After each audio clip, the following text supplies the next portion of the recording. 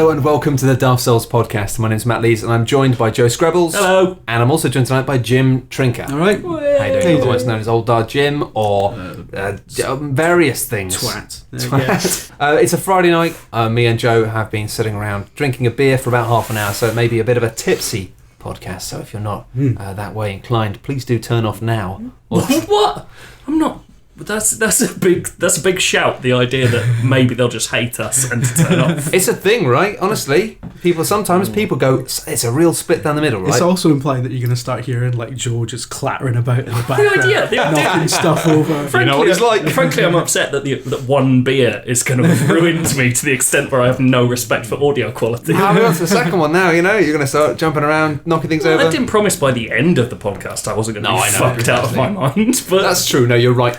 Right now. Keep listening up until the point it becomes untenable. Yeah. There's a real split. There's some people who actually really love Daft Souls when it has slightly more raucous people on it and there may be a couple of drinks involved. There are some people who really don't. It's one of the pitfalls of having a podcast that actually varies in tone quite wildly. But I personally think that variety is the spice of life. So, and that spice is beer. Spices, no, it doesn't really work, does Delicious hops. Sprinkle them on. I need some hop stuff, baby. Let's see. Right, now turn it off. Now let's stop. Okay, so first of all, Jim, what have you been playing recently? Assassin's Creed Syndicate. Now, I've heard some interesting things about this game. For my sins. Yeah, it's weird. I reviewed Unity last year, as Joe will know, because I mostly did it next to him. I really wanted to be behind that game because I've had to justify this so many times. I gave it a decent review, basically, and I really wanted to be behind it because I was like, feels like they're at least trying to sort of move this tanker in a different direction and maybe toss some of the old baggage, and it didn't feel quite as laden with continuity, and it was sort of keeping the core stuff about Assassin's Creed that is good. Not that there's that much of it, but the stuff that was good, and trying to do something that was just subtly different, but different enough that you could see, like, all right, they're actually trying to steer the ship somewhere. And they had the backdrop of the French Revolution, which is, just incredible. Even if they just even if it was complete nonsense, their depiction of it was still really cool. And you do the storming of the Bastille, and you fight a man on top of a thing, and like it was great. And it's one of these difficult Napoleon's in it. Yeah, it's one of these really difficult ones, isn't it? In the fact that, like, when that game came out. Yeah. It was universally like kind of just seen as being like this bug-ridden, unplayable mess. Which, not to speak for the magazine that I write for too much, but it worked on Xbox One. But because Xbox One isn't a thing people talk about, no one really knew. Well, this is a weird. This is the thing. It's kind of difficult when you're reviewing stuff before launch. In the fact that you kind of often, if you're playing debug code, there's often kind of you're given it with the caveat that there might be problems with it, and the problem with that is it's something which you're told almost all of the time, and sometimes it's true and sometimes it isn't, and really that you can never really know for sure. Yes, and it comes down to whether or not you trust that PR. But there are situations where you play a game and you go, this feels kind of a bit broken sometimes, but they say that they know why it's broken, it's going to be fixed, and sometimes the game comes out and you kind of turn to them and say, you've bloody porkers. Other times you go turn into a Welshman all of a sudden. Other times you play it and you're like, oh god, like they fixed everything. It's just so much, because often it is that like it's like a painting. It's like, not finished. That happened with The Witcher. Like the debug build they sent out for that was just ran like utter dog shit, and then the game came out and it wasn't like perfectly smooth, but it was fine. It was it's like getting the pieces in place. But then there's also that problem of sometimes you play a game and you don't have any problems with it yourself, but then it gets into the hands of millions of people, and then you have these videos being uploaded on YouTube, you've got things trending on Reddit, and suddenly the consensus is that it's a mess, it's unplayable, when actually, and that becomes really difficult because it becomes this thing of you going, well, I didn't really have that, and then people assume that the reviews somehow are illegitimate or bent sometimes just because you haven't mentioned these things. And you can obviously, the problem is you can only mention what you experience, and if you don't experience any bugs, then I've had I can't remember what I reviewed that I didn't have any problems with and everyone else had hell. I think it may have been actually that there were lots of issues with Dragon's Dogma, that I didn't mention because I just didn't experience them. There were like bugs that I just never saw. And yeah, but that's bullshit because Dragon's Dogma is like one of the best games. I know, right? Also, everyone was like, "Oh, it's rubbish. The frame rate gets really low," and there's like this weird letterboxing with it. I'm like, "Oh yeah, I don't give a fuck about that." We've seen the spell where a meteor falls down. Screw you, people. But that was actually one of those things where there was a lot of like jankiness in that game. That again, it was one of those games where at the time they were like, "It isn't done. This is a debug version," and actually, obviously, it was. But then when the game came out, it was exactly the same. Yeah. But I don't know if that's even a case of the PRs were lying. I think it's just that it was obviously UK PR Japanese game. So in a way, when you have that kind of intercontinental, they probably just didn't know. They're probably like, well, they might be there. Yeah. I don't know. Like, this is just what they sent us in the post to give to press. So yeah, I sympathise with you on that one really, and I can't imagine you've had a lot of fun with trying to defend that for the past year. Yeah, it's all a bit of a mess. But I find that it's very difficult to talk about Syndicate without putting it in context of Unity, because like they are very similar technically as well. Like and a lot of the things that were in Unity are carried over to Syndicate. The general look of it looks a lot like Unity as well. And there was a sense. And I said this a couple of times, and loads of other people said it as well, that if Syndicate is not fucking rock solid right out of the gate, which everyone knew it wasn't going to be, but if it isn't, which it's not going to be, but if it isn't, then, it might be a bit fucked. Because coming off the back of Unity, people are going to be expecting them to really up their game. It does feel like they've lost a lot of goodwill in the community. Because often like press goodwill and community are completely different. It's the worst selling opening to an Assassin's Creed game in the UK ever, and you look at that and you go, well, that's not because Syndicate isn't a good game. It's weird that it's the worst selling ever, but it's still number one in the chart. Well, yeah, of course. Like, that's just because it just sells that well. People don't buy box games. Charts don't matter at all. No, it's funny watching. It's not even counting digital sales. That though. No, that's it. That's it. Like digital, people falling over charts, and it's just unbelievable. I remember one time there was something which was, I think when maybe when the DS was having a particularly bad time. Yeah. Where it was like something was in the top 10 on the DS, and somebody told me it had sold something like a ridiculously low number of games, like something like 100 copies or something. And it's just like, there are some weeks where they're just low because people don't go and buy games every single week. And there are some times when things are top releases, but if nothing's been out for a while, then you can be in the top 10. Sometimes the thing is, something's been number one in the top 10 and it will have sold literally like huge amounts of it. Other weeks it'll be like nothing. Yeah. But it'll be like, oh, well done, getting the number one top spot. It's kind of like, it really frustrates me that actually there's still this tendency to use the top 10 chart lists as news items and as news hooks in the media, because everybody who does it almost uniformly knows that they don't mean anything, but it's a good way of like sparking off people and making it think it does. It's like the equivalent of being like, yeah, I won the Eurovision Song Contest, like, but that year, like, everyone else got shot in the throat. So it's like, it's a bit of I thought that was a historical point. This happened, you know. What? Some Latvian went nuts. It was not a cheery year. I mean, like, Wogan couldn't do anything to bring that one back. Oh, he could. He'd be good with that. He was great. Oh my god. But is it good then? Yes or no? I don't know. This is the problem with Syndicate. I don't know if it. I'm kind of enjoying it, but I'm also. It's the kind of enjoyment that's constantly sort of mired by the fact that you know it's dog shit, but you still like it. Yeah. Like, it's doing some things right. There's some part of my brain that is releasing endorphins because of this. But there's another part of my brain screaming at me, this is shit. Stop playing it. And that sort of cognitive dissonance is going on all the time, the whole time I'm playing it. Is that how you felt about Unity as well? Not to the same extent. I did feel that Unity was like, it's got a lot of the same problems that Assassin's Creed has had before, like, the sort of the collector tedium and all that kind of stuff. Yeah. But I think it's because it was a return to like a city-based setting after we'd had Assassin's Creed 4, we'd had 3, which is quite nautical focused as well, and it was dog shit.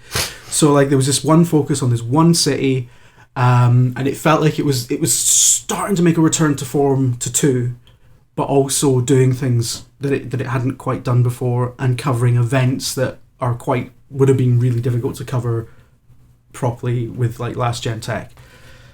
So it felt like a start of a kind of renewal of the franchise, which would probably take a few games, but it felt like the start of something.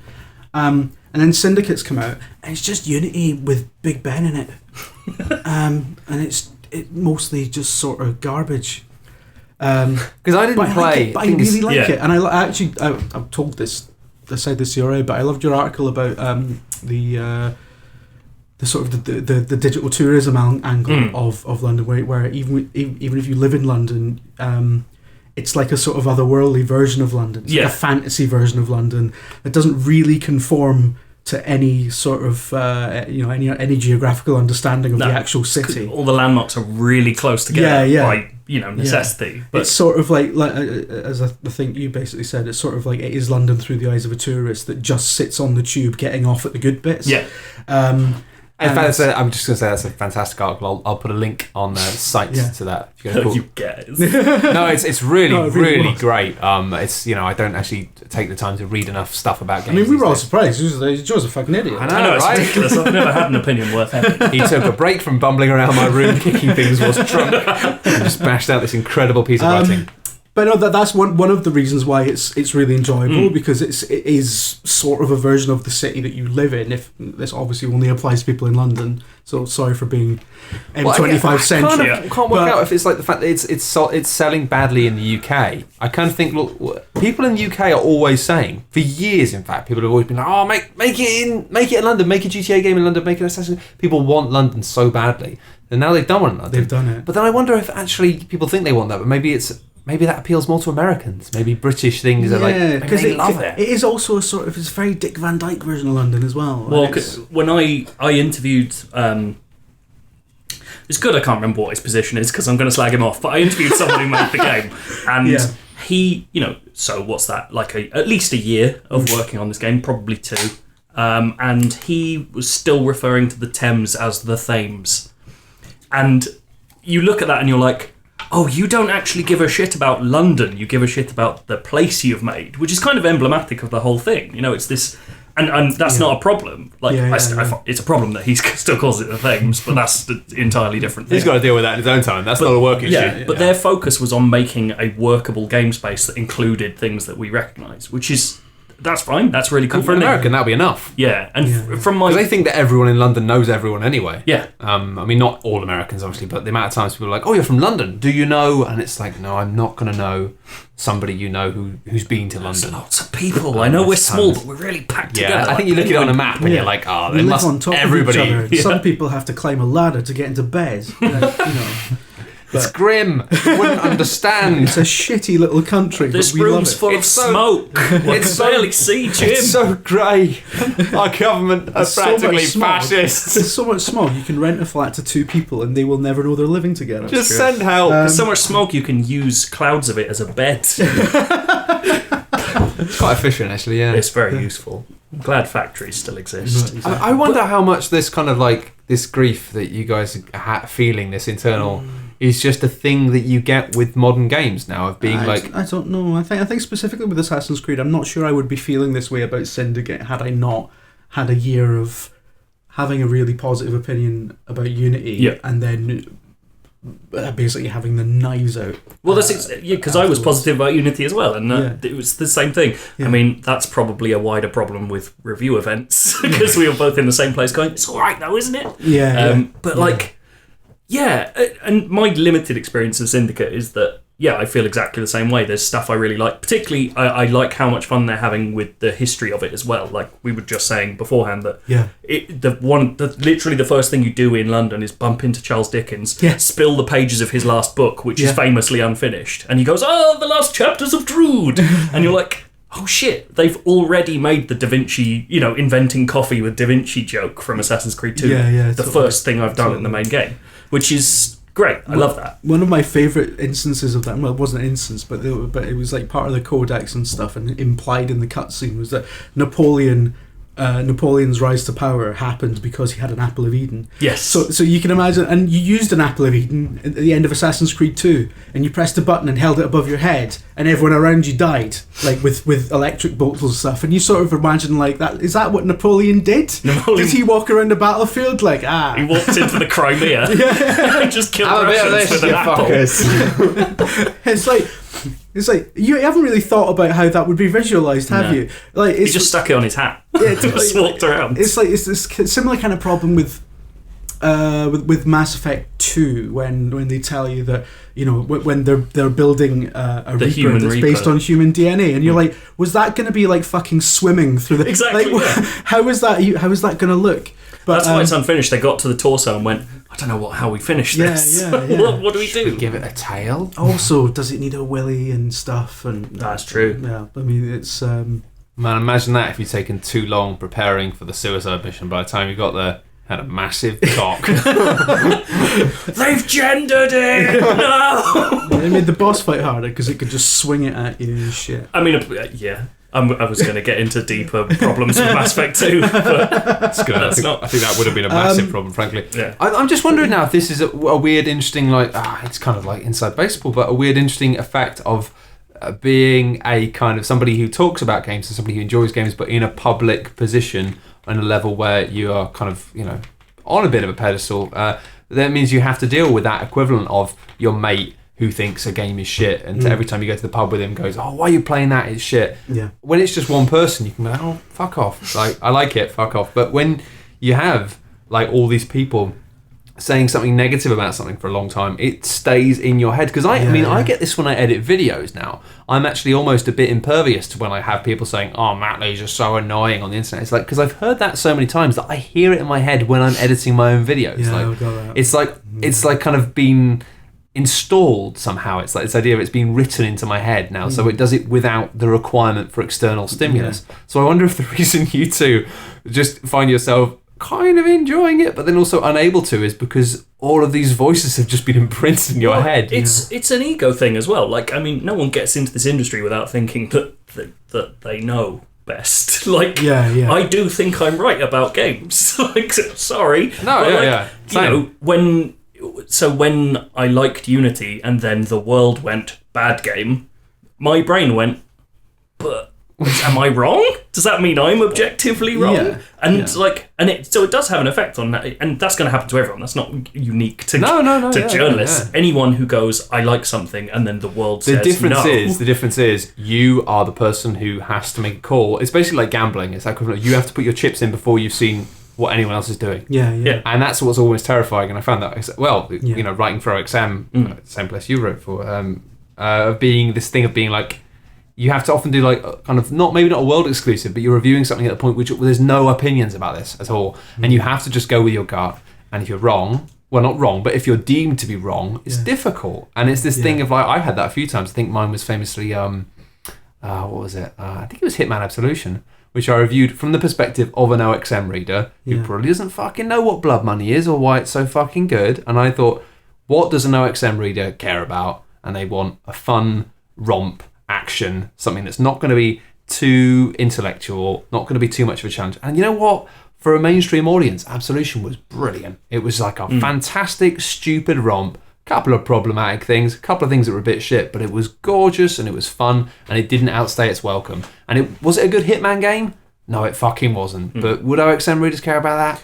No. But that is a very interesting, like you said, we're going very inside baseball, but it is an interesting problem for magazines in the age of the internet, because magazines used to be bought by a subset of people who wanted this thing. Yeah. And so as a magazine writer, which is what I started as and what you started as well, like, you go, what does our audience want? And you know your audience because you're told what your audience is and who you're writing for and the tone you need to have, because you're writing as an organ, whereas the internet is personalities and the world. Yeah. And you go, and so it changes the entire outlook on reviews, and that's why it's become this mad thing of like, objective fact, is this an 8 out of 10 scientifically? And you're like, I don't fucking know. It's fucking like Call of Duty. Who cares? Yeah, all you can do is you can be like, and that's the funny thing is, it's like, I find it strange how people talk about whether or not objectively games are really good or not, because it's like the first thing I get asked, I tell people that I play games and make videos about games, they say, oh, what's a great game I should play?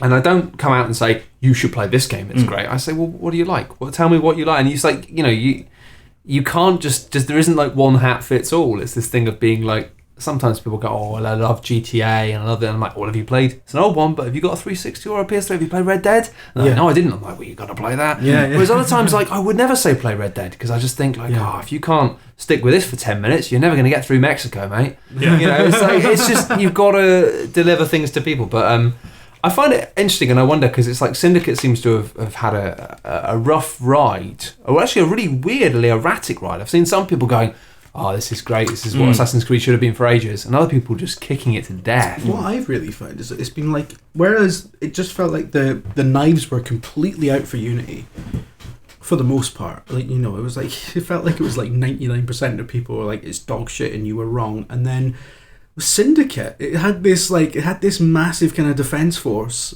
and there's people who had the knives out for Unity were still there. So it was like, it's weird, but I think that it is kind of the worst game. Like, I've had people like insist to me that Syndicate is definitely better and it's less buggy and it's less glitchy. It's like, is it fuck? I think it is.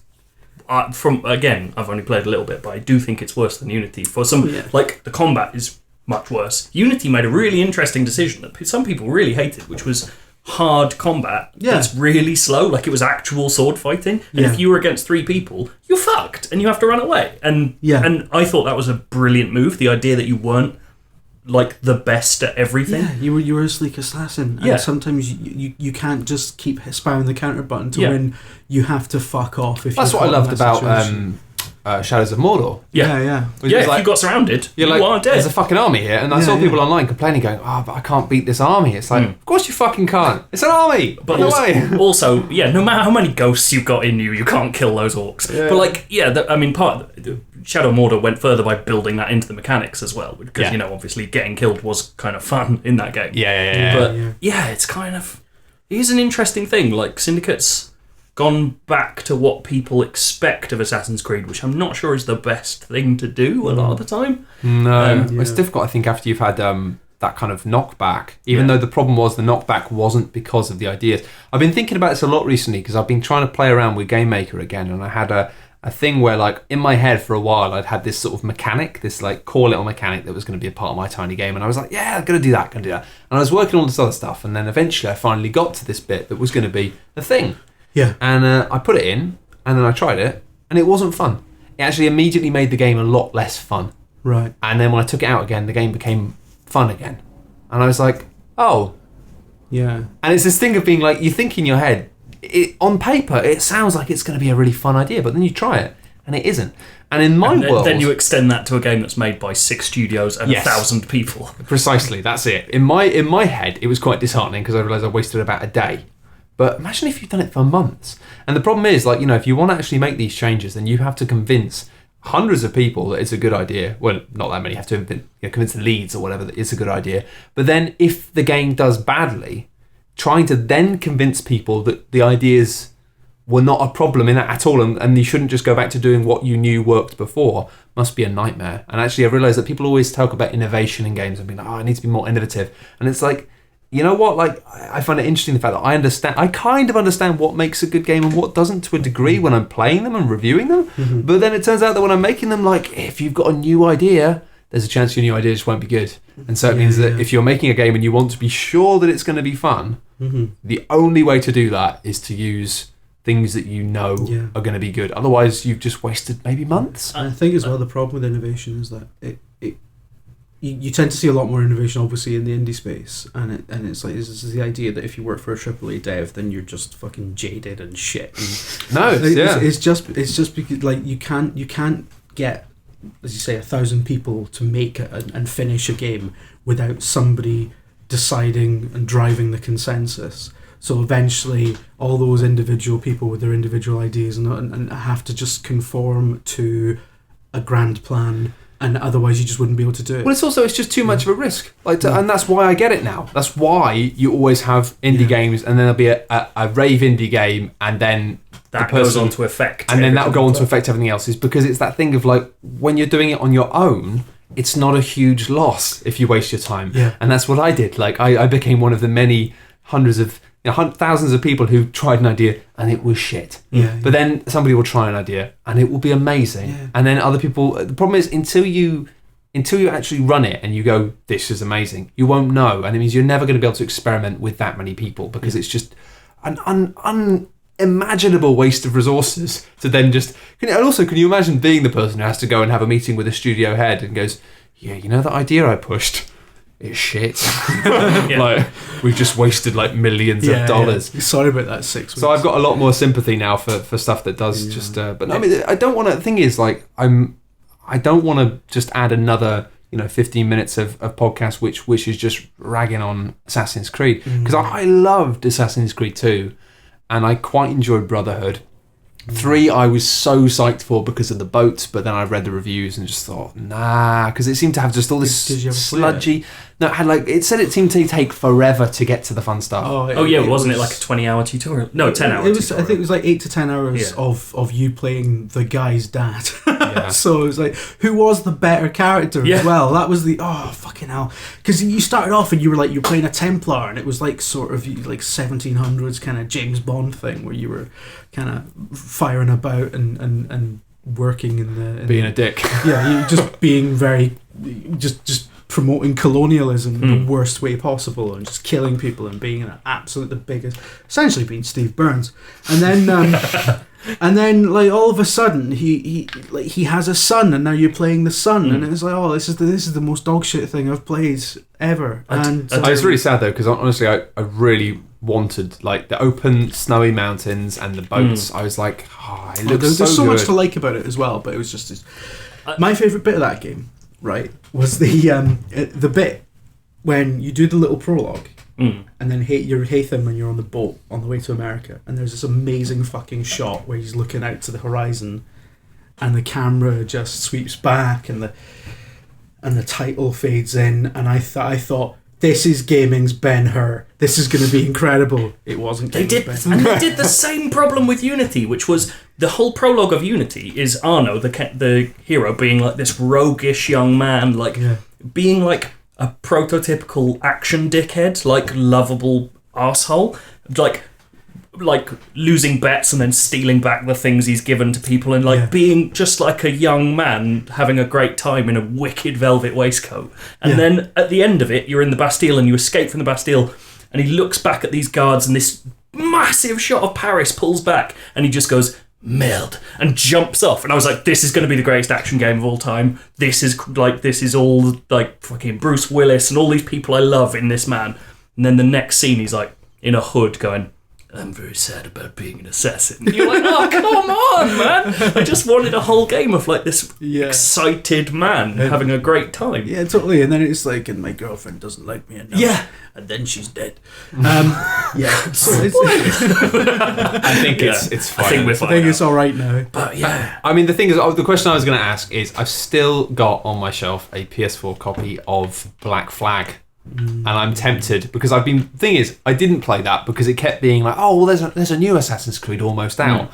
I do fundamentally quite enjoy Assassin's Creed games. I loved Assassin's Creed 2, and Black Flag at the time, everyone seemed quite warm about, and I'm now wondering is it worth it, or was it just that it was an early next gen thing and everyone did that thing? So Black Flag is actually like quite a bad Assassin's Creed game. But it's a great pirate game. Like, I never got past being on my boat shooting Spanish people. Like, that was the game for me. It's just... Look, we'll do the counselling session after. I've got this accent, and I have to live up to my to a colonial heritage. But, like, fuck the Armada! There's something great. I want a game where you're a pirate now. That'd be pretty good. But it's like you're just like a mad Welshman shooting Spanish people. That's the game for me. Like just being on a great ship. I think I might just play that. Yeah, it's just sort of Gav Murphy on a holiday. Yeah, I think I can't remember. Sold. I think it was Rich Stanton on Twitter the other day brought up a great point, which is like within the first 10 minutes of that game. Kenway has called someone a shitbird, and you're like, this is great. This is a brilliant character. I like being with him. I don't know. I've been holding off because I've been waiting for the return to form, and it feels like I've been waiting for a really long time now.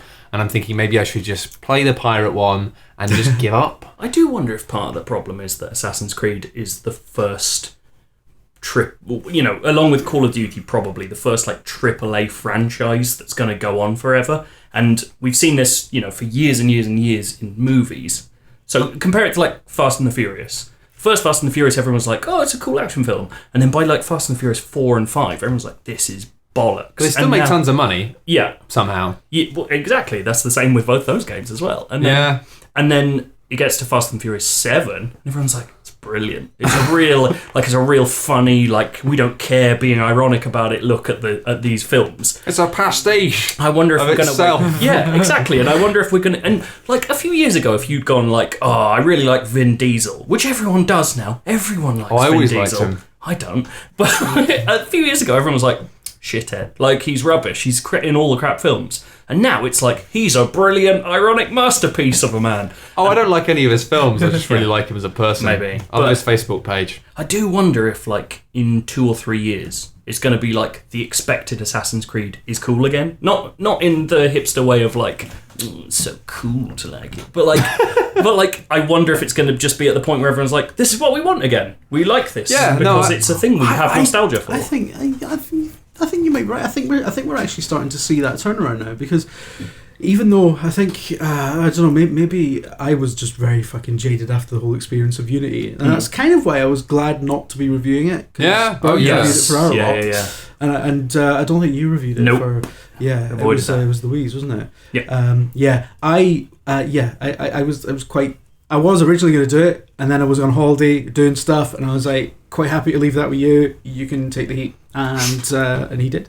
It's a huge amount of stress. But it's like, I think the sort of public opinion is starting to swing round, and I don't think that the reasons that people shat on Unity have not been fixed in Syndicate. I think that's what's confusing me. It is just if in those technical terms, and in those terms of like, you know, it's a boring collectathon, it's full of fucking tedium, it treats history like a fucking litter tray to piss in. If any of those things fucked you off about Unity or any of the previous Assassin's Creed games, Syndicate commits all those sins and then some, and to the same degree, but somehow Syndicate is now the consensus is that it's a big improvement on Unity. I kind of feel like one of the big issues I have with games like this, and with all games of this type we've talked about, is the exact same thing in the past actually, about like things like Far Cry and these sort of, is this, it feels to me like you're going to go and see a puppet show, and the first time you see a puppet show you're like you're enjoying it, it's amazing, and it's just like this fuzzy wonderful dream, but then each time you go to see a puppet show you've just somehow got more clarity until it gets to a point where you can just see every single string. How many puppet shows have you watched? What? Alright, so this is like an analogy that might work with like an 18th century Russian audience or something, I don't know. Listen, you can't get them all right, alright? The thing is, the first time you watch a puppet show it's amazing, the second time you're just like, who's the hand? Who's the hand in there? I went back with I started with you can see all of the strings and that's our problem, and I ended up with, and then you find out it's Graham Menzies, the famous puppeteer who I love. The problem with coming up with analogies on the spot is sometimes you come up with gold, and other times you've just pulled some shit out of the river and said it's a fish, and that might have been what happened. It is a good analogy. I was just impressed by your knowledge of puppets. It is quite a good analogy, but it just raises questions. Is the problem? It does. Yeah. I don't know. I just feel like that's why I can't enjoy any form of MMO anymore. That's why I love Destiny, because they've managed to somehow get around that, and stop you from feeling like you're just standing there pressing 1, then 3, then 2, then 1, then 4, then 3, then 1, and like kind of breaking that spell of being like, hey, look, it's dynamic combat, and it's like, no, it never is. You just do better animations every time and temporarily trick me. Whereas like I feel the same thing is sort of true with these sorts of games. You kind of enjoy them the first time, but then the more times you spend within that framework, you just can't help but see the machinations and feel that you're a bit of a dickhead for doing it. Well, it's like the first time you see a puppet show where they use those little sticks under them instead of the strings. Yeah, right? Yeah. Puppets! Unbelievable. Oh, I can't believe they're trying to pull that crap. I'm a puppet aficionado, I'll have you know. Anyway, that's you just held your head like a lost art. Like, oh, it's all gone now. The puppets. No, that was more like kind of classic radio of me putting my head in my hands, going, "Oh, what the fuck are you doing, man?" But I didn't let them know, and now you've let them know. It's pretty matter in here.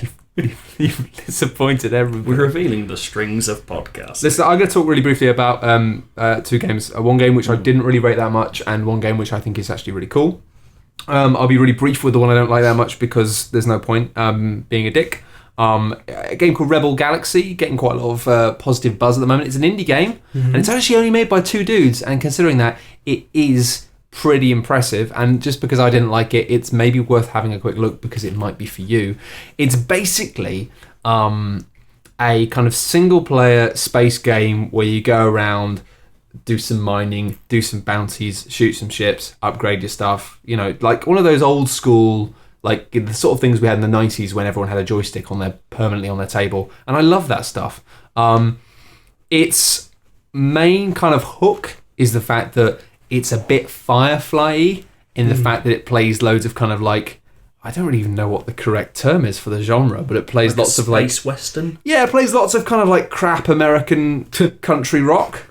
Like I don't know what it is. That kind of like I'm doing stuff. So yeah, the opening to Firefly. Yeah, it's basically like kind of a slightly poor man's version of the intro to Firefly, but most of the tracks when you kick into combat starts going I'm on true, and for some people, that is like kind of an immediate kind of gaming erection, and they just love it. But personally, I'm not. I think it was more of a testament to how much I liked Firefly at the time that I got behind all of that. Yeah. When it starts to do this sort of modern Western stuff, I'm just like, yeah, all right, it's not that good. The song's not that good. Some people are loving that though. I just sort of feel like it's because I kind of had it. I saw a few sites talk about how it's like Firefly, and I was like, well, it isn't. Because what was good about Firefly was had really witty characters and really unexpected plot developments, and you know I would have loved it if they'd made like kind of Firefly the game, but not sort of a version of the universe that doesn't have an actor in it who's a piece of shit, but it isn't quite that, and it's weird. I think it's worth mentioning because it does this interesting thing of basically rather than it being like that traditional 3D space of being like space, yes, that you can move in a direction. The way your ships kind of fly is they basically fly like cars in a weird way, and it takes you a second to notice that because it's not like you don't feel like you're on rails, but it basically is a kind of case of you sort of steer them around on a flat plane. So it's kind of like you're playing a 2D game, but from the perspective of the Yes, pilot. Exactly that. But it has the cool gimmick that I do like is that it has kind of naval style warfare. So it basically means that you do have turrets that shoot in every direction, but how you largely fight is from the side. And it means what you do is you boost up and then you turn the camera around, and when you turn the camera around to like about 80 degrees or something, it pops up with a little like aiming thing so you can start firing sideways. Is this Black Flag? I was going to say, you should play Black Flag if you like that. Well, yeah, this is the thing. It's basically like it's quite enjoyable, but it's not quite tight enough. And the problem is that really what it does boil down to is it's a lot of waiting, a lot of like warping across the galaxy to go from one place to another, and then occasionally being interrupted by fights. But it becomes this weird thing of it doesn't quite have the character of a kind of really solid sci-fi thing, and the sci-fi characters that pop up, they're kind of just like aliens, and it's like, yeah, you're not really grabbing me here. And it's weird how like I found it really interesting how it's like just taking away that 3D axis. Even though I often actually these days I find I try playing Elite a bit and I found myself just a bit too lost to really get into it.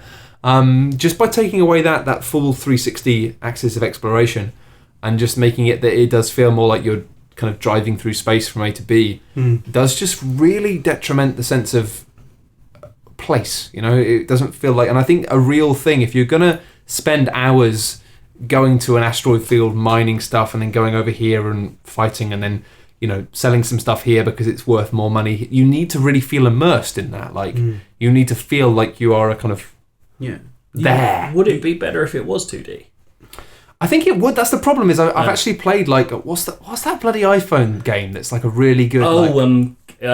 Galaxy on Fire. No, it might be Galaxy something. So the thing that it reminds me of you talking about it is there was I don't know how au fait you guys are with 90s Mac shareware, but there was a series of games called Escape Velocity, which were essentially they ripped off Elite, but turned them into single player, slightly story-led games that were all done from 2D, and I was obsessed with them. Like I think Escape Velocity 2, maybe, just like as a kid was the most amazing thing I'd ever played because it was that total interaction. It was like trade, mining, build your ship up from a little one to a big one, get to know aliens. Like, that was it. And it didn't force you down any paths. You could just follow storylines if you wanted to.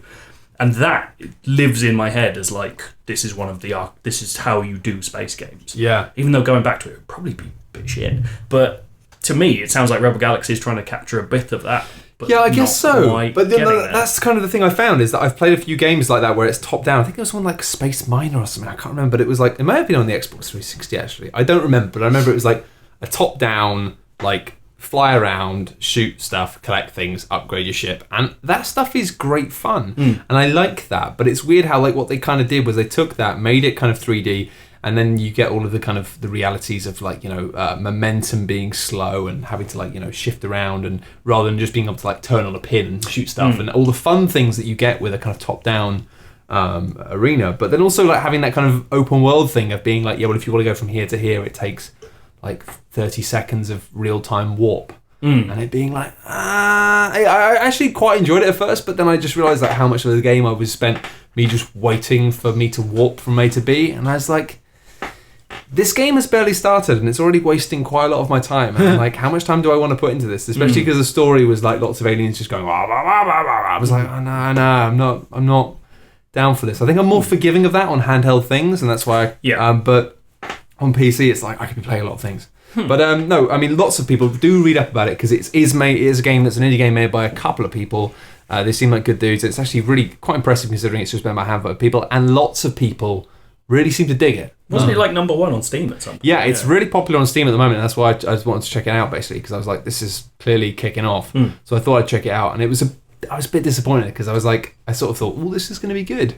And then about an hour in, I'm like, I don't think it is, actually. Like, I think it's just okay. That's no good. It's a shame. It's because it's that weird thing of like, just by kind of having a spaceship that drives around like a car, it's sort of, you lose a lot of the universe somehow. Like, you lose a lot of a sense of place.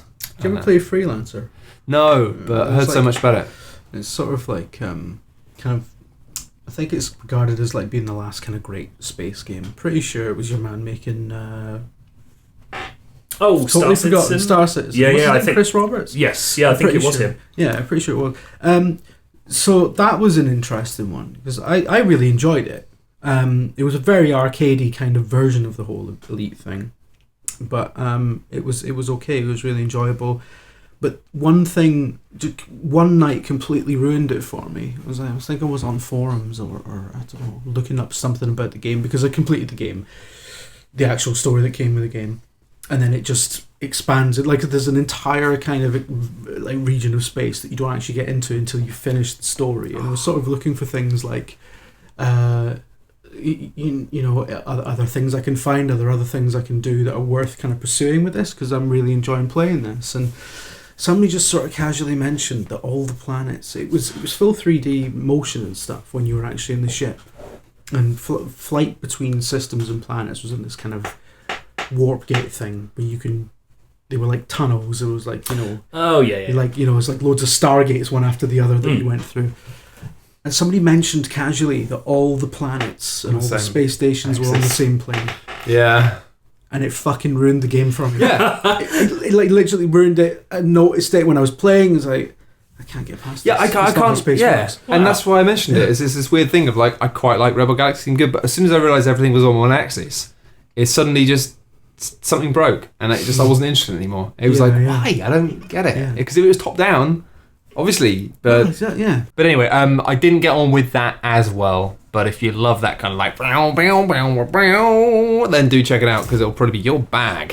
Personally, I'm into good music. Sorcery 3 is a game I've been playing because I got a little bit tickled when I was at GDC this year, in fact, by the Inkle talk, and we recently covered 80 Days on Cool Ghosts. Made a video about that game, which you should watch because I love it and put loads of my heart into it, even though I wasn't even really talking in it that much. But no, Inkle, I think, are really interesting little studio, really interesting philosophy towards how they actually build their games and how they create engines that writers can just jump into and basically like allow a system where they can just basically go, you write, and then allow people to basically understand the system where they can code a game without understanding coding, and then they turn it into something beautiful. It's sort of lovely that Inkle have made something that they work with and let other people work with as well. Yeah. Like, not without any of the kind of, like, it's not like, people going, buy our engine. It's just, here's a thing. Like, we use it. We think it's good enough. Yeah. Have fun with it. I mean, amazing. that's kind of... It was actually, GDC this year, like, I'm really excited to go next year as well.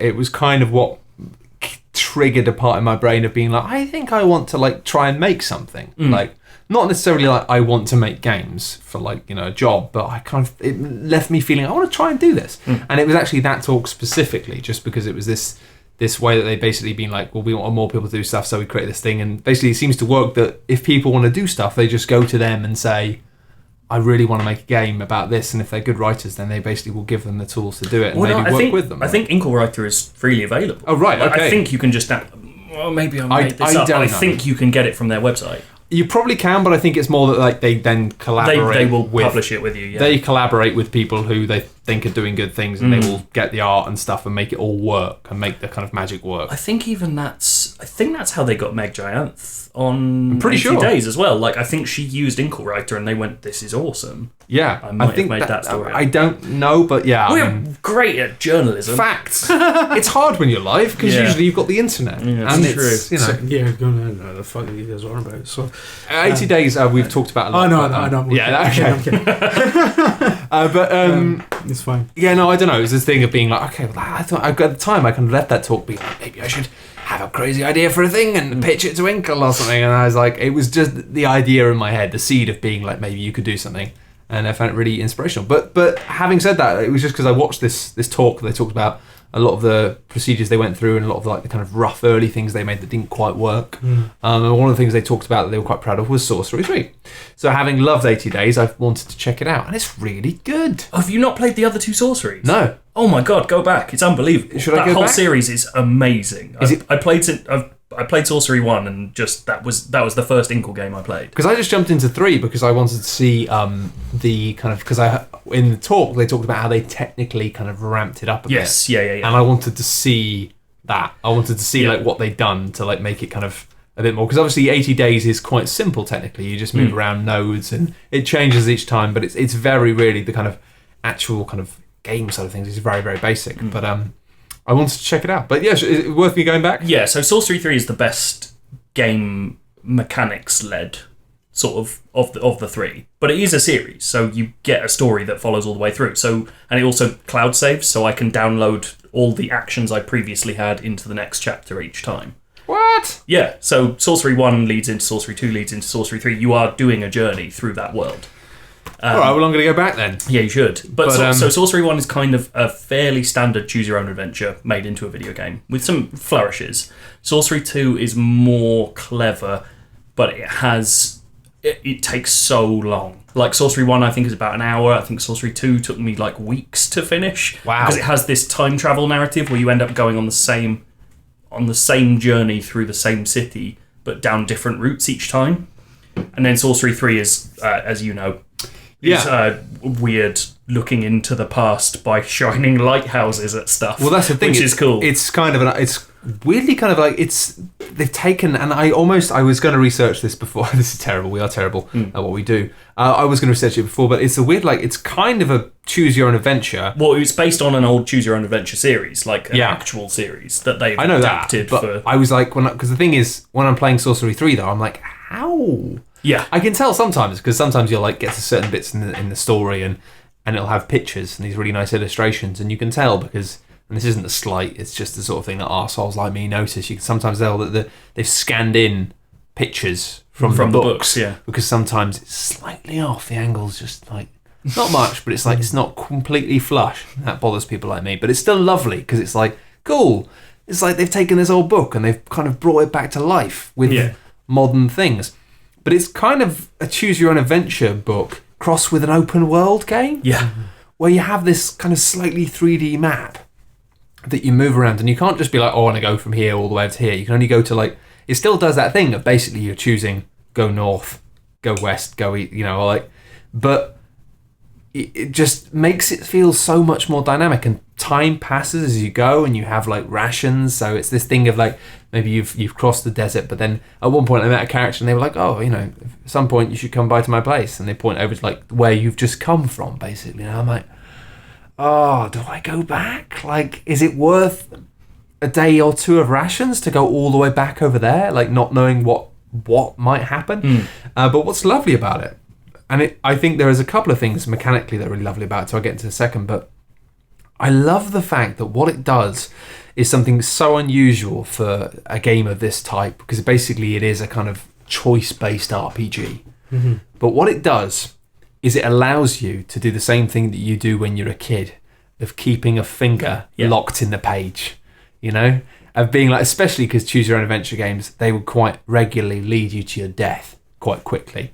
So what it does is, if you die, then you basically just go back to wherever you want. So everything you do in the game, you've got this little thing at the bottom and you can just wheel it back, and you can be like, do you want to go back just before you did that, or do you want to go back a long way? And it encourages you to just do whatever you want. And I mean, sometimes I found myself just doing the same bit like 4 or 5 times, just because I was like trying to work out if it was like, can I do something cool here, or is this one of these situations where I'm gonna get fucked like one way or another? And sometimes there are those situations where you're like, okay, this is like, I shouldn't have come here, sort of thing. But a lot of the time you're like, well, I could try this, and it encourages you to do stupid things. You're gonna, I'm gonna go all the way over there, because you know that if you get over there and it's disappointing, you can literally just pinpoint, all right, I'm gonna go back to exactly where I was when I made that decision and go back here. And I love it. And it's weird, like for a lot of games which are about consequence and about living with the choices you make, I like that this is a game that isn't about that, because it's choose your own adventure style. So often you just die horribly in really interesting ways. So this is what I was about to say. I have a series of pictures from, I think it's Sorcery 2, screenshots of whenever you die, it gives you a summary of how you died, and then it says your adventure is at an end, try again. And so these are 4 of my favourites from the second game. So one of them is, you are strangled to death by 100 snakes. You have drowned in a forgotten hole. You have been crushed and ground into powder. And my favourite, you have been crushed to death by a falling gentleman. It's fun. Like, it makes it fun to search for the deaths. Like, if you think this is a dangerous, like, crushed to death by a falling gentleman, I think is you see a ladder and you go, that ladder shouldn't be there. Do you want to move it? And you move it, and the guy who was on it falls on you and you die. And like, it's nothing to do with the game. It's just, you fucked around. Like, here's your death, try again. It just doesn't matter. Yeah, but there's also like some bits where you kind of like, I came up against it, and there was this one thing that kept killing me. No matter what I did, if I went too close to it, it killed me. Until eventually it has this nice mechanic, again, that must have been a word search or something in the books, where you can basically cast spells. Oh, the spells are so good. And it's great because it's almost like actually a game that you can tell comes from an era of printed material, because you have this spell book, but you kind of want a physical one. I kind of want, when I'm playing it on an iPad, and at any point I can go, no, look, I want to look at the spell book. But it's just like page by page of words that you just have to kind of vaguely try and remember, and each spell does a different thing. And then when you're in situations, you can always, because you're a sorcerer, you can always cast a spell, and you can always be like, and there's more than one solution to a problem. Like, but it's this thing of being like, oh, someone's falling from the sky. It's like, well, then you could be like, okay, you could make them like light as a feather. Or you could make them like, you could do some wind to like push them up slightly, or you could like create something. And there's loads of different ways you can do it. And often when you're like, oh, what can I do in this situation? And obviously what's wonderful is if you get it wrong, then you get it wrong. Like, I've had one of the spells is called Big. It just makes you 3 times as big as you currently are. You do it inside and die. And you do it inside and you die. And then also this thing of being like, at one point, like this guy was about to fall off a cliff, and I just went Big, and it was like, oh yeah, by the time you've fully finished growing to full size, he's fallen off a cliff and died. Yeah, because it takes ages to become that big. Oh, that didn't help. But so it has this nice thing of, you're trying to work out what's the best spell to cast in each situation. And it's nice that sometimes one of the spells is called How, I think, and it basically gives you advice. Oh yeah, it's like a weird whispering voice in your ear. Yeah. Just like such a lovely old school Dungeons and Dragons, like there's a sort of mystic guide. Oh yeah, and you can like pray to gods, and you get different gods as you go through and stuff. You've got changes depending on something, I don't know. It's weird, it's weirdly heavy with things, but in a way that's also very light. And it feels like we've talked about this loads on this podcast before, but King of Dragon Pass, it does. It has that sense of like you are being placed into an existing world and you're learning its rules as opposed to it expositing them at you. Well, that's why I was kind of fine. I mean, I've got like reasonably far in the third one. I've got like I've been through like I found 3 or 4 towers. I've got quite far. Okay, yeah. So I think there's like 6. So yeah, so I've been, to be honest, I wouldn't mind doing it again anyway because it's really enjoyable. And it is great doing it. Just like for anyone listening, I think they've patched some of the better systems into the old games as well at this point, because I think it started coming out last year, maybe the year before. So you get choices that resonate, or people you've met come back in each game. So you get a sense of like, oh, I'm building a story, and you don't need it, like you've said. But it's nice. Get through. But it is really pleasant. Like in this game, I met this guy who I met in the first game and hadn't seen in the second. And he comes back and I was like, oh, no way, it's this guy. He's like this kind of creeping assassin dude that I insulted once. And he's still got a grudge because I insulted him. And you're like, that's amazing. Like, what a great little bit of world building. I kind of love the fact that, it drops you into this world. And even just jumping into the third one, it's a bit like, okay, your mission is like, you've got to get across the land and kill this guy. And there are 7 giant serpents who are... It's a bit Lord of the Ringsy. And that's what's really funny about it. It's because it's clearly written at a time when they're kind of like... clearly ripping off lots of other authors. It's pretty hokey. But it's like hokey stuff. Like it's clearly a bit Lord of the Rings. It's clearly a bit other stuff. But also it's got a lot of really... It's based on Steve Jackson books, and it's got a lot of really original, cool ideas in it that feel really fresh. And when you're playing it, like it's in its own right. Kind of the writing in the actual game isn't as like strong as maybe 80 Days, but it's really fun. And like a lot of the scenarios and like ideas in the game are just like the kind of fun fantasy ideas that I feel is kind of lost in a lot of kind of modern fantasy games. Now a lot of modern fantasy games try and be kind of allegories for modern life and kind of deal with issues like race and all these things, and I think that's valuable, and that's a valuable part of sci-fi and fantasy. But just having all this kind of weird sci-fi, weird high fantasy nonsense, like the point in the third game where you realize this land you're moving through is torn between 2 times. And it's like one of it's like in the future and the past, and you change it with these lighthouses, and it becomes this thing of you move the beam on the lighthouse, and where the beam faces, like what's within that beam, is like 2,000 years ago. Is it a few hundred years ago? It's like 1,000. I can't remember which way it is. It's either the future or the past. It's in the past. Yeah, you're shining into the past, and everything in it is existing as it was then.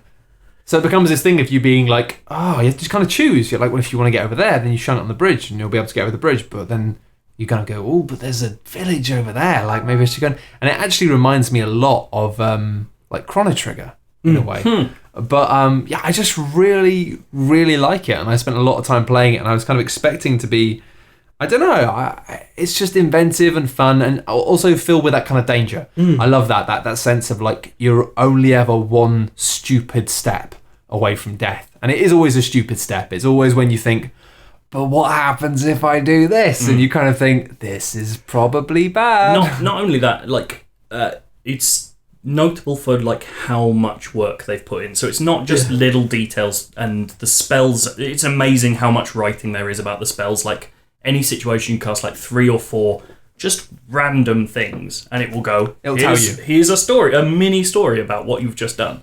But it wasn't helpful, but but to the point where in like Sorcery 3, when you're shining that lighthouse, there's a bit where there's a town. I purposely shone the light over half the town, and so half the town is dead, and half the town is as it was 1,000 years ago, and it dealt with that. Like if you cross over that, it goes, you cross, and suddenly you're in the past, and like all the writing is in place. Yeah, I noticed that because it's like when you kind of got a bit where you're walking up a path and the path is going to change eras. It says like suddenly the path as you walk turns from like lush green to dark, and it's like. And there's another bit where it's like, someone goes, "Oh, you need to go to this shop," and you're like, "But that shop doesn't exist," and you're like, "This is amazing! I can't believe someone sat there and accounted for me being enough of a prick to move the lighthouse 6 feet to the left." Like that's really cool. No, it's very, very cool actually. In a way, it's kind of been nice because it's almost like a lighter, more easily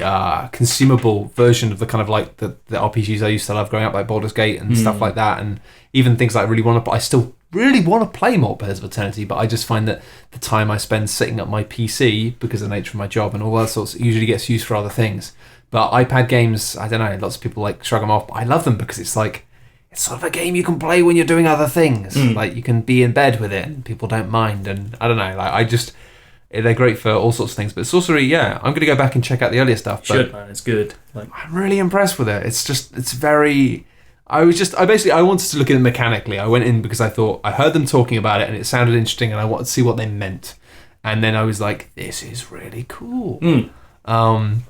And you can avoid... There is a fighting system, but it's not that great, but you can avoid it most of the time. I quite like the fighting system. Okay. It's like a little card... Well, not card game, but it's like a little gambling game almost that you're playing. Yeah. I think it fits not bad. quite nicely. No, it works perfectly well, but I Yeah. just like the fact that a lot of time you can avoid it. Yeah. A lot of time you can just be like, oh, it's a fucking cast a spell. And also it has that classic thing that most games of that era had, of just being a dick. You can be a dick. Yeah. And not in a kind of pointless being an evil way of being like, no, I'm just going to... You can just... It gives you the option to just be a dick. And get your way. Like, you can continue the game by being a dick. Yeah. Like, you can legitimately be a bad person. I love that whenever you have anybody approaching you, you say, like, you hear a voice behind you saying, good day, sir. And, like, there's always the option, draw your sword. It is literally like whenever anything happens, it's like, draw your sword. And most times around, it's like a kid. I haven't done it yet, but it's that thing of just being like, it's always tempting, just be like, what do you want, you fucker? I've got a sword. Steal your gold. Presumably, you can go through the game just selecting that option. Oh yeah, yeah. And at some point, you end up dead, right? Yeah, like the game, the sword fighting is such that, like, if your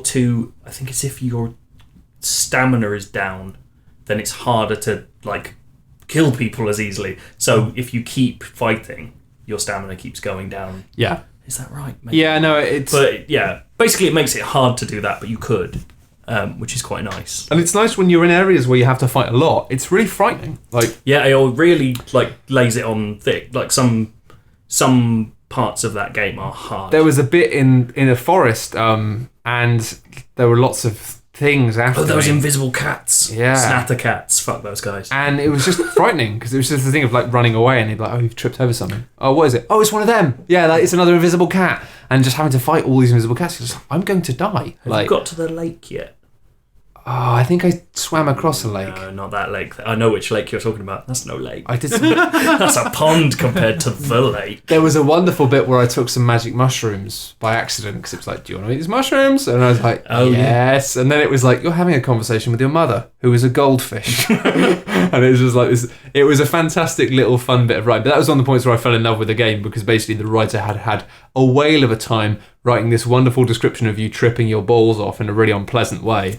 But it was just like, this is really fun writing. And it was nice because it was like, someone's had a lot of fun writing this. Like, I don't know, I really like that when it's that thing of being like, this isn't just, especially I think you get it in kind of Inkle games where it isn't just writing because the game needs writing, so the game needs a writer. Where's the writer? Write the game. It is like, there's the joy of writing and reading is kind of within it, and it just makes it like something that just consistently makes you really smile. But yeah, I'm going to go back, and that's a hell of a thing. I'm probably about halfway through Sorcery 3, and I'm willing to go back right to the start because it's really cool. I think I'm going to get on this. You should. By the way. I think you'd like it. Really like. I've just been sitting here quietly thinking, this sounds fucking incredible. I think you'd really like it. Two very different games, the first two. Yeah. So you might go, having played 3 first, might go. No, I think I mean, the writing's still there. It's still like. I could put up with it. I just wanted to see. I mean, I basically it was kind of a mechanical interest that I went into it with it being like I heard it was like a bit like an open world game. Yeah. And that's the first one where they do that really. Of course. Yeah. But if you like choose your own adventure, and if you like sort of clever writing in games, there's very little like it. Like Inkle really are a special studio. Like I think between they that are. and 80 Days, like there's nothing. I have a special section on my iPad just for their games, like where I just put everything they make and everything they publish just goes in there because I know it's going to be the best. Actually, I mean, like I can't remember. I think it may have been John from Inkle, but it was one of the guys from Inkle. I had one of my few industry kind of. Kind of geek out moments when I think it was at the final day of GDC where I saw him just clearly I was hungover as fuck and he was clearly hungover as fuck outside of a pancake house in San Francisco. I just had to go over and say, I just want to say, I really like games. I'm gonna go now, and I think I said it in such a confused way that he didn't think I was English, which was amazing. But no, yeah, I'm a big fan of Inkle. And, yeah, I do love Sorcery quite a lot. Look forward to going back and playing some more of it. It's good, man. But I'd recommend you check them out, especially if you're somebody like myself who really loves the kind of the kind of high fantasy writing of that sort of RPG, but maybe doesn't have time for the kind of 80+ hour slogs. Yeah. I've been thinking about Pillars of Eternity so much. I'm thinking I might go back to it and just put the combat on easy as hell, and just enjoy just bash through a story and have fun with it. Pillars of Eternity is a weird one. It's big. I did like it a lot. I did like it, and I got like 30 hours in, and I was like, you really need to play for another sort of 30 hours at least to get to a point where you can really slap a score on it. And so you never did. I wrote a review and everything, and it was like score pending, and I was like, it still says score pending months later. Pending to this day. It's never going to have a score on it because I'm just like, I have no fucking time to finish that game. And yeah, they made it too big. But it was like a lovely novel, that game. That's what I liked about it. Like a lovely novel that was written by someone who really badly needed an editor, but it was still good. So yeah, no, and I think that's fine. I think I increasingly find now that back in the day, with the era of kind of Baldur's Gate 2, you don't have a choice. If you want something like that, what else could it be on? Like, it's got to be on the PC. No, absolutely. But now, because now we live in an era where you have a whole variety of devices that you can hold that close enough to your face to read from. Yeah. Clearly. So I kind of feel like now I love that sort of thing, and I really like the writing, even though, it did need an editor. But I kind of feel like now stuff like this on iPad is just perfect. I occasionally remember how amazing it is that Telltale have their games on iPad. Can you imagine that a few years ago, where you're just like, just carry around adventure games? Yeah, but a lot of them run very badly. I know they don't run as well. But that's still if you I don't bought the care. Game of Thrones one, and it just didn't. It was unplayable. It was looping audio and all sorts of stuff. Good. It was just it was real bad. I don't know. I mean, I'm sad about that. I'm sad about that as well, because I was like, this is going to be amazing. I was in bed with my girlfriend and she was unwell, and I was like, we can do this together, it'll be fun. And it was like, oh, this is trash. If I need a poo, I can take it with me. Tyrion, come with me. Oh, having a shit with Tyrion. That'd be the life, wouldn't it? Well, oh no, that was a bit spoilery. Well, exactly. Yes. Yeah. Fucking hell. Games and books and stuff. Can I talk very briefly about a game? Yes, you can. Go for it. It's a game that posits an alternate history. It's got very complex controls. It's quite objectionable content. It's a very important thing. It's called Double Hitler. Have either of you played Double Hitler? Absolutely not. Is this? Let me guess. Is this a game where instead of going back in time and killing Hitler, you go back in time and make two of them? No. That'd be a good game, though, right? That would be all right. What do you mean that'd be all right? Well, because this is better. Double Hitler is a game that the idea is that Hitler was actually two young boys, one standing on the other's shoulders. With a moustache painted on. Oh, wow. That is good. Just wanted to be an artist. But they get turned down for art school, so they start World War II. And it's essentially like a post-quap game. So you control the legs of the boy on the bottom with A and D. And then you control the arms of the boy on top, who is Hitler's face, who looks like a toddler. Doing things. So the first level is trying to get into art school, and so you're tracing shapes whilst these two kids sway about, and you're trying to paint.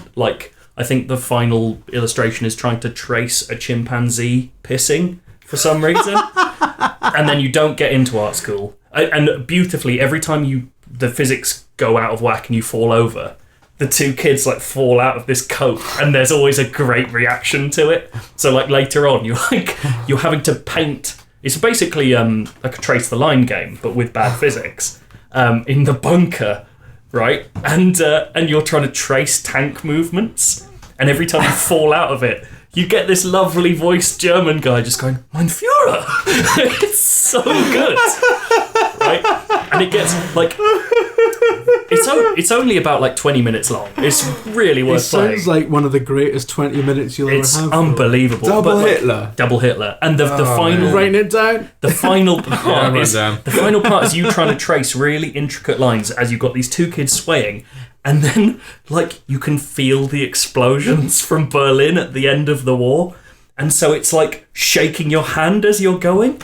It's fucking amazing. Wow. It's really quite something. I can't remember. I think it was Andy Farrant from Outside Xbox told me about it, and it's magic. Like, it's a real weird thing. Double Hitler. No, fair enough. That is way better than my idea. Hands down. Yeah. Hands down. He's in it. Oh, Joe. There's a reason you're on this podcast. Germans. Have you got anything else you've been playing recently that you really just want to say is awesome? Hearts of Stone would be really interesting. The Witcher, the Witcher 3 thingy. DLC. All I got to say about that is The Witcher 3, clearly awesome. I really fucking want to play it. I need to like give myself a holiday or something so I can do that. It's wonderful. I saw all these people being like, some people being like, oh, Hearthstone's great. Other people going, big disappointment. And I just realised, it's like £6 or £7 or something. Yeah. It's like... For 10 hours. And one of the greatest comedy scenes I've ever seen in games. It's great, right? It doesn't deserve to be called an expansion. Fuck off. And this is what I couldn't believe is like, I saw all this back and forth and I thought, fair enough. But I was like, when I saw it was like £6-7, I'm like, really? For like 10 hours? It's really good. I mean, it's 10 hours for like the main story. It adds a bunch of side quest shit as well. It's fantastic. And it does stuff. It feels like... it feels like the sort of penultimate episode before a really, really dark season finale or something. Yeah. So like they're having fun and they're like, like you say, there's this really sort of massive comedy bit where anyone who's played The Wedding. Oh yeah, absolutely. It is unbelievable. It's incredible. I've never seen anything like it. I talked to them like, I don't know how much of a spoiler this is, but basically Geralt smiles and laughs kind of heartily in this scene. Yeah, it's not something you see him do. And I talked to one of the CD Projekt guys who was just like, yeah, that was actually quite an animating challenge for us because we've never made that character model do those things. Yeah. It was never rigged to be able to look jolly. Yeah. So it was like, and they had to change the gait and stuff like that for various reasons. But fuck. That's all right. You're not giving anything away. It's impossible to guess what happens. I didn't clock it, and to be honest, like I've got so much. I really want. I get so angry. It's so good because it is The Witcher 3, the excellent, fucking wonderful Witcher 3, which is still the best game this gen by a country mile. It is more Witcher 3. But they're doing things with Witcher 3 that you would never expect them to do, and it's absolutely wonderful. And the beautiful thing they've done with it is that you can have it both ways. Like, you can either go into The Witcher and work your way up, because it's a late game expansion. Or you can just jump in. Yeah, or you can turn it on and you are given a Geralt that is level 30 and able to deal with that expansion, play through it, play through that alone, and then start a new game plus with the character you have and do all the original quest stuff. So if you just want to play Hearts of Stone, you can, and then start the game at I mean, the right that level, is... I heard about that at the time, and it's unbelievable in the fact that it's so accommodating. It shows a level of respect for a player's time, which we just don't see at all. Like, it's a case of like, yeah, we've got this extra stuff for you, give us your money, and then you get it and you go, oh, you can't do it until you've got... It's like...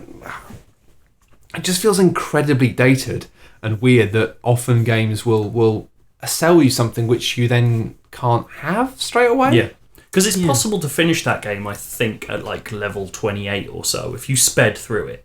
And the expansion demands that you're level 30. So it's perfect for people who have been like, well, I've played the game, I just didn't play it enough for you. Absolutely. And then they just go, all right, here's your 2 levels. Which is great. Like, I mean, it's a lovely thing. And the thing is, like, I don't want to be like, Captain fucking boring consumer, but it does just make good sense. Like, if people haven't finished the game, but they want to give you some more money to play something new because they heard it's good, take their fucking money. Yeah. Like, but... I just love the fact that it doesn't waste your time, especially because it may be this thing of like people perhaps maybe have already... This is something that increasingly happens that people don't take account for, of being like, maybe you've played the game on your PS4 and then you've got yourself a new PC and you want to play on the PC. Like, just like you want to carry on from somewhere else. Like, giving people options with this stuff is increasingly really valuable. I'm really worried about the Bloodborne expansion stuff because I love Bloodborne, but obviously there's that thing of New Game Plus. I'm back at the start of the game now, and I'm worried it's going to do the traditional From Software expansion thing of being like, well, play the game. Once you're 3/4 of the way through the game, go to this location with this item, and it would just be like, oh fuck, because then it means like I want to play it, but it means I'm gonna have to put aside maybe like 5-10 hours just to get to the point where I can play something. I mean, maybe I'm wrong. Maybe they're gonna actually this time do this and be like, do you just want to play the thing you bought? Yeah. But I don't know. I just think it's an increasing thing of video games are often sometimes a bit weirdly disrespectful of your time. They try to be respectful of your money by offering value, by being like, oh, we know you're spending £40, so we're going to give you like, an inconceivable quantity of shit to do. But I prefer the other way around of it being like, we know you haven't got that much time, so you give us your money and we're going to get you straight into like a really good experience. And that's something that I hope games will start to learn a bit more from, really. Because I can't stand. I mean, even like as much as I enjoyed it, like even like Shadows of Mordor was terrible for that. Of being like, play it for 7 hours and then you can get to the game, like the full game. It's like, no, just maybe have that preamble there for people who want it. But really, that's kind of why I love PC indie games right now. Is that they don't have that focus tested curve built in. It's just like you buy the game, you play it. Like you're in. Like within 10 minutes, you're playing the game. Like. I don't know. I don't have a lot of time. I think CD Projekt as well, in particular, seem to have, and none of them have said this to me or anything, but they just seem to have an approach to business where it's like, right, how do we just not fuck people off?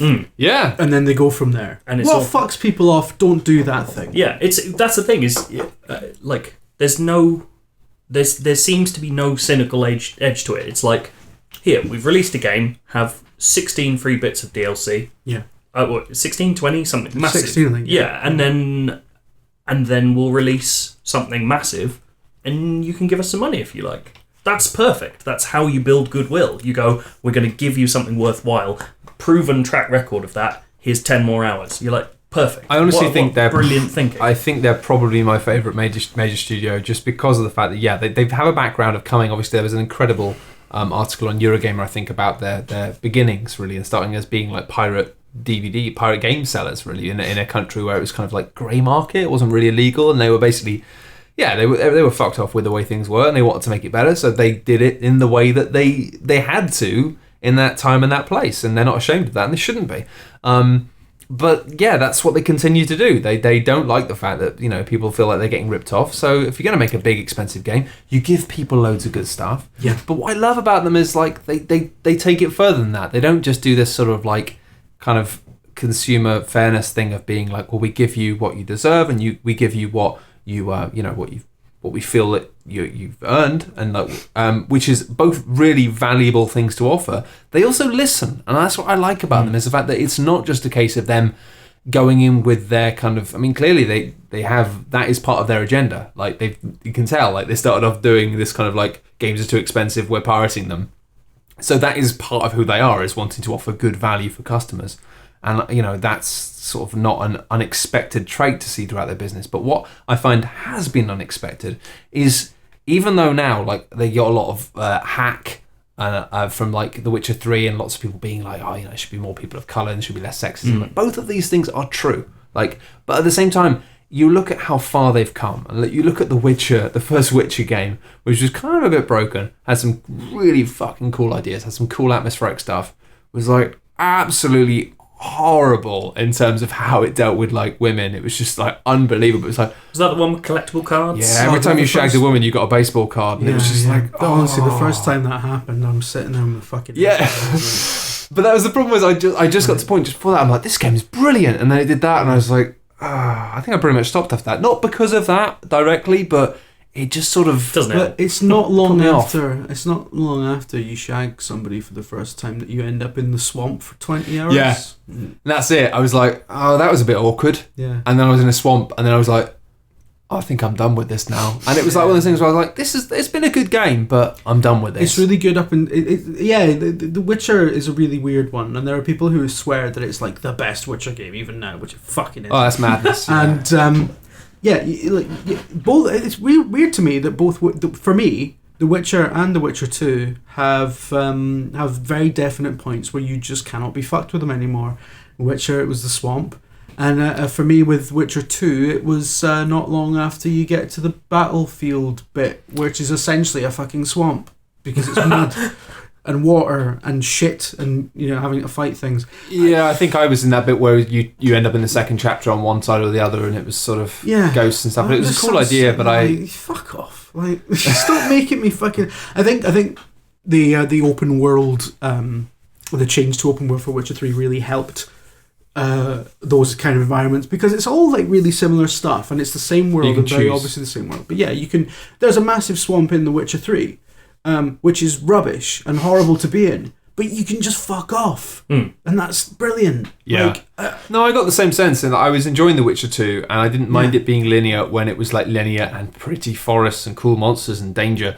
But then when it got to the second bit, it was I just have to go from A to B, and it was I just wasn't enjoying the routes it was pushing me down as much anymore, and I kind of lost interest with it. Yeah, and also it became the story just became a bit kind of cliched and silly, and also massively it kind of became that thing of it was almost had so many references to Game of Thrones and stuff that I was you're breaking the fourth wall now. I can't believe in this world anymore, because you're just turning to the camera and going, oh, all the time. Maybe not knowingly, because I think maybe when they made that, it was more that the TV series wasn't even that much of a thing. So they were just kind of ripped off the books a little bit. Yeah. And they probably thought, it'll be... Maybe they didn't. I mean, maybe actually the Game of Thrones books ripped off the Witcher books. I don't fucking know. But either way, it kind of felt a bit weirdly cliched.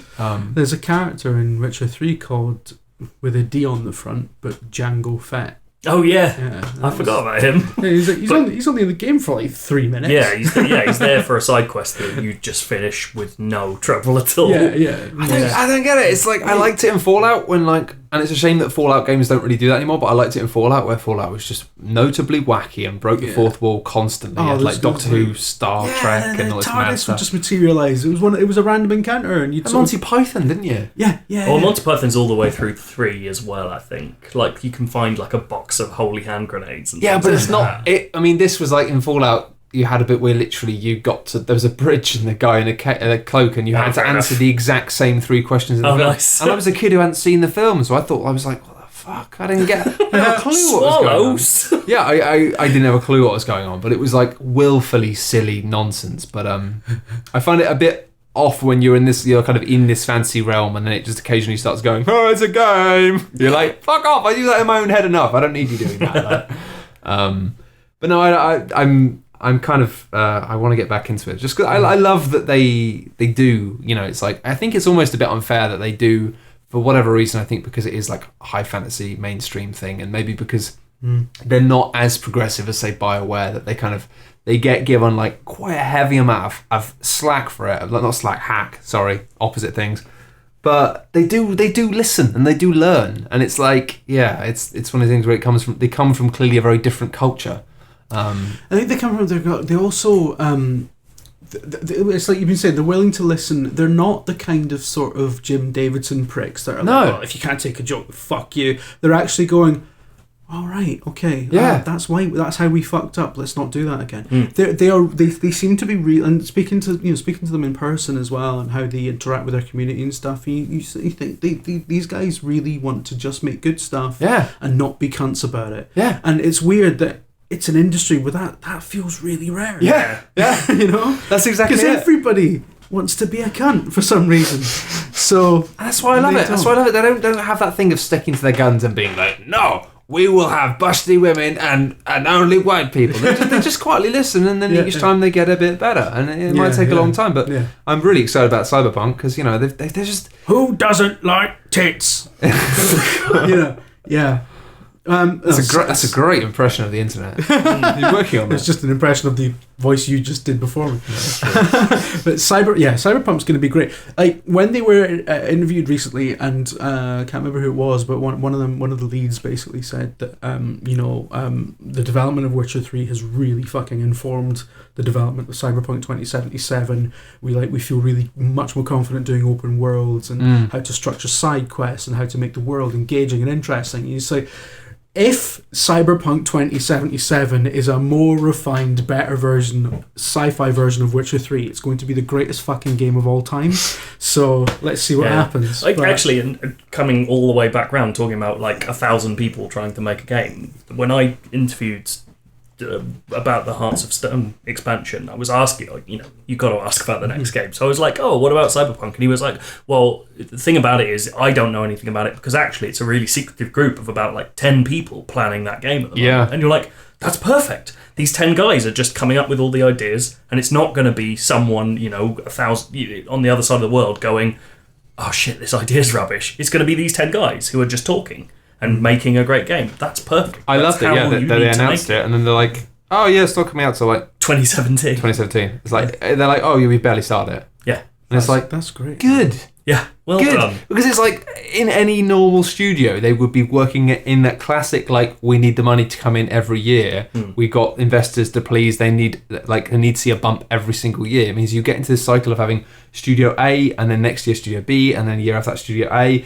and you have this, like, ping pong effect where games are being developed in tandem, which is like good in business sense, but it means you never actually get time to reflect on like the actual feedback. It means that all you have to work from is maybe the feedback of your last game, or maybe not even that, maybe the feedback from the game from the other studio before yours, before you start. And then you have this weird thing of like, this is the problem we have with like games like Call of Duty and games like Assassin's Creed, where like a game comes out a year after, and everyone's like, "Oh, it doesn't seem like you've learned from last year's." How could they have done? The major misconception that I feel like I'm always correcting is this idea that they make an entire Assassin's Creed game in 12 months.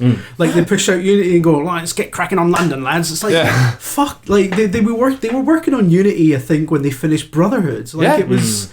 It's madness, but this is the thing: is I love that what they've done with the model for what they did with The Witcher 3 of take ages, make something that's amazing, sell a ridiculous quantity. It's similar to the GTA model, really, of just being like, take your time, make it amazing, put it out. And I think it's not a model which keeps investors happy at all. No, and I think that's a problem. And I'm excited to see that they aren't like demoing 2077. Is it 2077? 2077. I'm glad they're not, because otherwise it would be this thing of they'd never. I mean, as it was, they didn't luck out. They did a good job, but for their first open world game, Witcher 3 was ace, and that was just weird because it's like that doesn't happen. Well, yeah, a lot of people were really worried about that transition. People who really liked the first two Witcher games, and you sort of like. Oh no, because I didn't have any doubt that it would be better than those games, because I thought it always felt like Witcher 3 was going to be the version of those games that I wanted and had always wanted. My only concern was just that. But still, what if there's a bit like 2/3 of the way through that's fucking terrible? But no, that it never happened. I just think that open world games are just a different beast. And I thought it was like they might fuck it up. But I felt like the reason The Witcher and The Witcher 2 weren't quite open world, it wasn't a sort of design. I didn't feel like, I felt like they might have wanted to do them open world but couldn't because of resources and things. Because like this in the first Witcher game especially, there's like all these massive expansive open areas, and like you get the impression that they wanted to be able to give you a world where you can just see something in the distance and go and dick about, and there is that to a point. It wasn't quite like a BioWare game when it was all these sort of little pockets of bits where you could explore. It felt like the world was meant to be more connected than that. So I mean, I do suspect that Witcher 3 is the Witcher game that they always wanted to make, and they just kind of had to make one and two. Of course, but often when devs have the power to make the game they always wanted to make, it can still be absolutely. Absolutely. But the most notable thing about The Witcher 3 to me is that despite being a functionally, it's more than functionally, it's like, it is an incredible game structurally, it still feels like those old Witcher games where it was just stories everywhere, writing everywhere, like hard work went into that game. It wasn't, Red Dead's an amazing game, but Red Dead was a game where you came across the same guy hanging from a tree across the world because they had ambient events, and that's just how it works.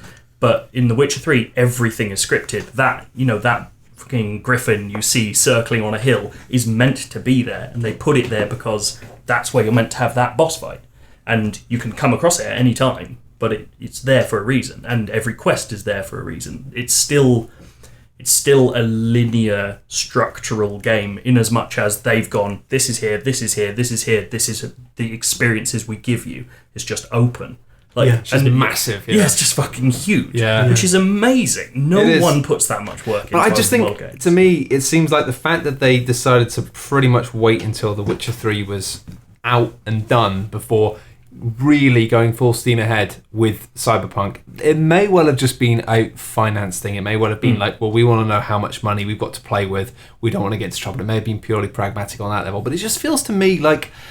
It feels slightly more like a more pragmatic approach that you often don't see with the bluster and ballsiness of a lot of kind of Western publishers of being like, we've got this successful franchise, we're going to start a second successful franchise, these franchises are going to release these timescales and we're going to be making this money efficiently.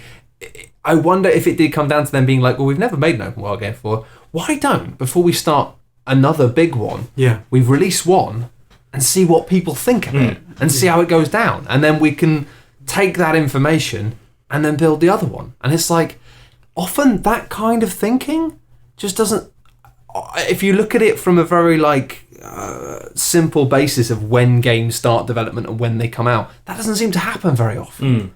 Of it being like, sometimes it'll be a case of a game will come out and it'll be like, that was a success, yes, you've got your sequel greenlit. But often it's this thing of like, kind of things just getting made constantly, and it doesn't feel like there's ever actually, on a publisher level, any time for reflection, any time for being like, what really, like, what do we need to just completely change? And it feels like by the time there might be some reflection, it might be like, oh God, take those quests out, everyone hated them. But not on a kind of bigger structural level of being like, well, what, like, maybe we need to just change this. Maybe this is a terrible idea. Like, well, is it any surprise that The Witcher is self-published? No. So, yeah, that probably puts it in perspective. They don't have this huge arm going, fucking get it out. No, of course. And that's paying for this. That's what's funny, because it would have been that if The Witcher 3 had been rubbish, and then they'd already like got away into 2077, that would have been a nightmare. Because surely they would have been running off a lot of the same assumptions.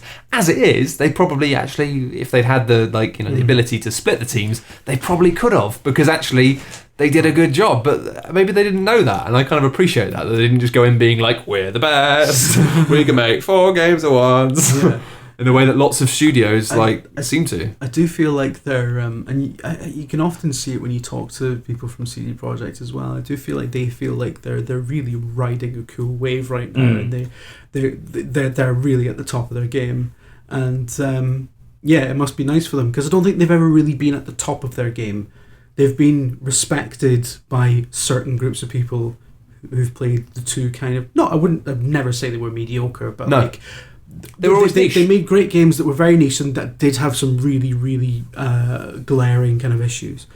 And now they are just the darlings. Like, everyone's like, they're fucking brilliant, and they must be absolutely loving that. So I think they've earned it, and I think they really, really deserve to, the ability to make a follow-up to Witcher 3 that everyone will buy, and some people definitely going to shit on, because that's how life works. Yeah. But I'd love it, frankly, if they became the next Rockstar. I really would. Oh, it would be amazing. God. I think their story is CD Projekt's story is really incredible. I think they've done so well. So. It is a great read, actually. I'll make a note to make sure I post a link to the story of their studio on Eurogamer, because it is great. Yeah. Yeah, I think we've blown way over the usual time, so I think we're not going to have time for questions this week, I'm afraid. Fuck questions, man. I like them. We actually get good ones sometimes. But I have since, amazingly, actually did it on time last time. We had a couple of questions. I didn't publicise it because we get too many and it's too much, but I'll tell you now, if you go to coolghost.net/Daft Souls, actually no, it's /Daft, just go to Cool Ghosts, and there's a button that says Daft Souls, and then there's a button that says Ask Questions, and you can ask questions there. And next week we'll endeavour to do a bunch of questions. But yeah, thank you very much for listening to Daft Souls, obviously brought to you by coolghost.net. This seems really weird That's saying your that. publisher. It is. It's technically... Get this fucking podcast out, Lees. Okay, I'm sorry, Mr. Lees. My boss is a dick.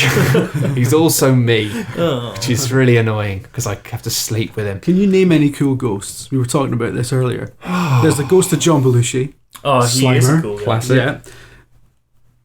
That's all I got. He's apparently... John Belushi is apparently a real ghost as well. Casper and his teenage years. There's a hotel that apparently has John Belushi's ghost in it. Really? Yeah. Nah. I heard someone telling it on a podcast, so it's definitely a thing. Oh, it's got to be. It's got to be real.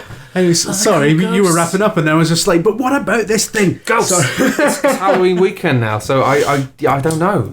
I don't know about cool ghosts, actually. The only reason we chose the name for the website is because it made us laugh. We just thought, that's fucking stupid. So. Robbie Coltrane in that Christmas episode of Blackadder, he was a cool ghost. There's a lot of cool ghosts around. Mm-hmm. Sometimes you just can't see them or feel them. But you can smell them. Stay Puft's a cool ghost. Ghost technically, right? You got anything you've done recently? Like to plug? I'd like to plug just video gamer. I mean, everyone knows that. I think a lot of people who follow my stuff know about video gaming. Yeah. Video game stuff is excellent these days. I would hope so. Thank you very much. That's very nice of you to say. Yeah, we're still doing stuff. I think we're in a sort of weird transitionary period now. You've killed Miller, haven't you? We've killed Miller. We've got another member of staff coming in. We don't know who it's going to be yet. Although we should know pretty soon. And we're kind of like. What fuck do we do after the Miller report? So I don't know.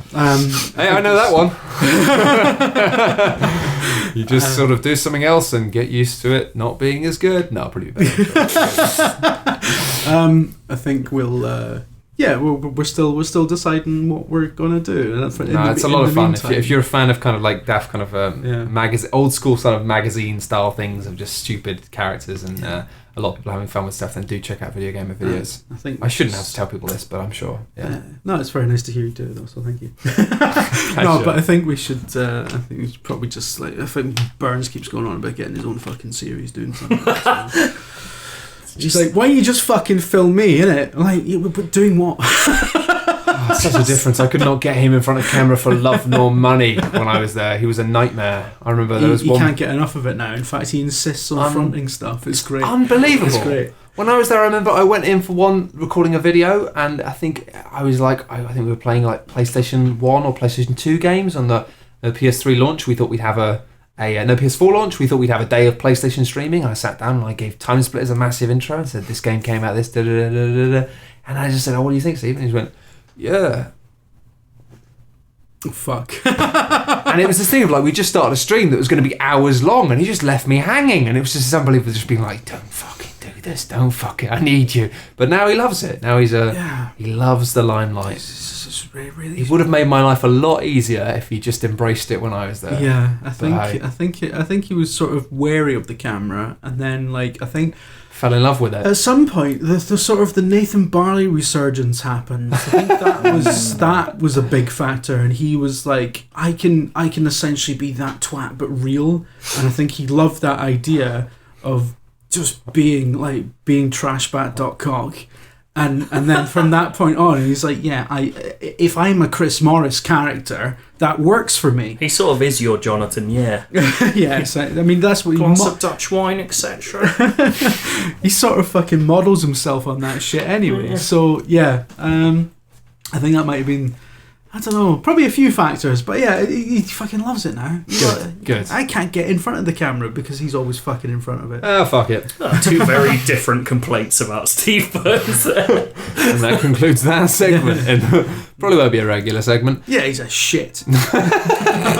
Thank you very much for listening to Daft Souls, as ever. If you haven't done so already, you can go and give us a little review on iTunes if you want.